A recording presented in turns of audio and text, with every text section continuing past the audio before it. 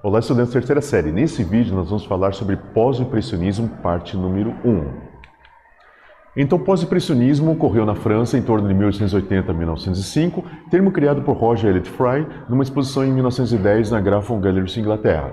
Então nós temos agora um expressionismo, o impressionismo no caso, era um momento que a pintura era uma pintura rápida feita ao ar livre, e o pós-impressionismo ele tem uma diferenciação. Por qual a diferenciação dele? Que agora os pintores pós-impressionistas, eles estão fazendo a sua própria cor, eles fazem a sua interpretação daquilo que estão vendo, eles não estão mais olhando aquilo que esteticamente está aparecendo na frente deles, mas faz sua interpretação. Nesse bojo nós temos Van Gogh, nós temos Paul Gauguin, nós temos Paul Cézanne, essas pessoas, Georges Seurat, essas pessoas elas fizeram uma forma diferente da interpretação daquilo que está vendo e não se encaixavam na estética da época. Então eles são apelidados por esse Roger Fry, que ele era um crítico de arte, foram apelidados de pós-impressionistas nessa galeria, na Grafton Gallery, lá em Londres.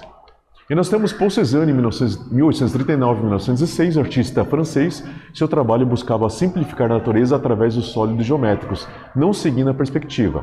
Então a gente vê que Paul Cézanne, que ele estava fazendo uma pintura muito experimental, ele falava o seguinte: nossa, eu vejo a paisagem à minha frente, por que não simplificar? Por que não dar mais a minha expressão com relação àquilo que eu estou vendo? Então eu vou fazer minha interpretação daquilo que eu estou vendo. Então o que ele fez? Ele começou a colocar uma árvore, ele colocava ali, de repente, um cone, o tronco ele colocava um cilindro, uma copa de árvore bem redonda ele colocava uma esfera. Então ele começou a simplificar exatamente essas formas para trazer um resultado final, porque ele queria exatamente expressar através de suas próprias cores a sua própria visão. Isso foi uma coisa inédita.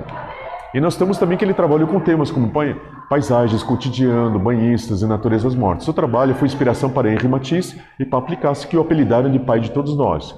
Então essa concepção de trazer uma simplificação da forma é uma coisa que eu falei inédita, e Henri Matisse, que foi uma grande figura do fauvismo, e Pablo Picasso, que foi o pai exatamente do cubismo, eles pegaram essa base do Cézanne e colocaram na sua obra. Por quê? Porque o Cézanne já estava apontando para a arte moderna, que era aquela livre interpretação, aquela coisa que você colocava a sua interpretação com as suas cores. Ele já estava colocando esse período, e vai ser exatamente a semente que vai acontecer na virada do século XX. Então isso eles colocaram ele como pai de todos nós, exatamente trazendo essa concepção dele como uma arte totalmente moderna à frente do seu tempo.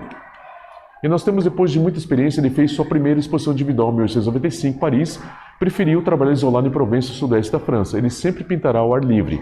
Ou seja, como ele teve um momento que ele teve em Paris, ele estudou, conheceu Renoir, conheceu Monet, conheceu o próprio Pissarro, o Pissarro falou para ele: Cézanne, faz o seguinte, pinta o ar livre, sai de dentro de casa, pinta o ar livre que você vai ver que vai fluir muito mais a sua pintura. Tanto é que aconteceu.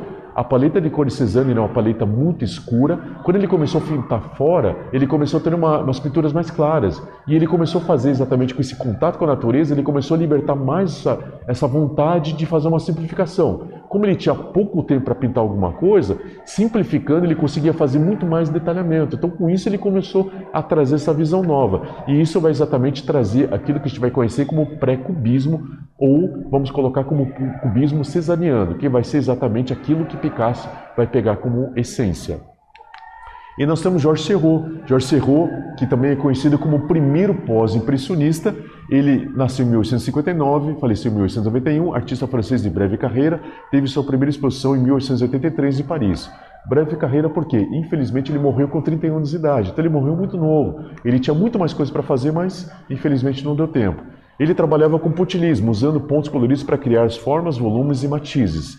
Ele deu início do divisionismo. Divisionismo é o termo exatamente para aquilo que ele estava fazendo. O pontilhismo é um apelido que ele não gostava muito. E ele deu início ao movimento. Ele e Paul Signac, ele deu início ao movimento chamado neo-impressionismo. Então nós temos o impressionismo, o pós-impressionismo, e nós temos o neo-impressionismo que foi feito por ele.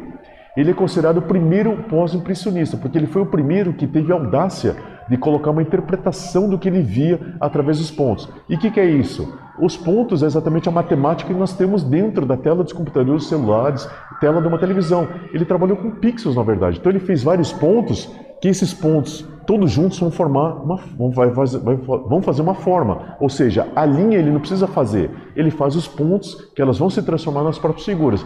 Quando você se afasta, você vê exatamente uma paisagem quase que fotográfica por causa dessa aproximação. Então a mistura de cores vai acontecer pela ilusão de ótica, do ponto aproximado contra o ponto, que vai criar essas nuances, e isso vai ver na pintura dele.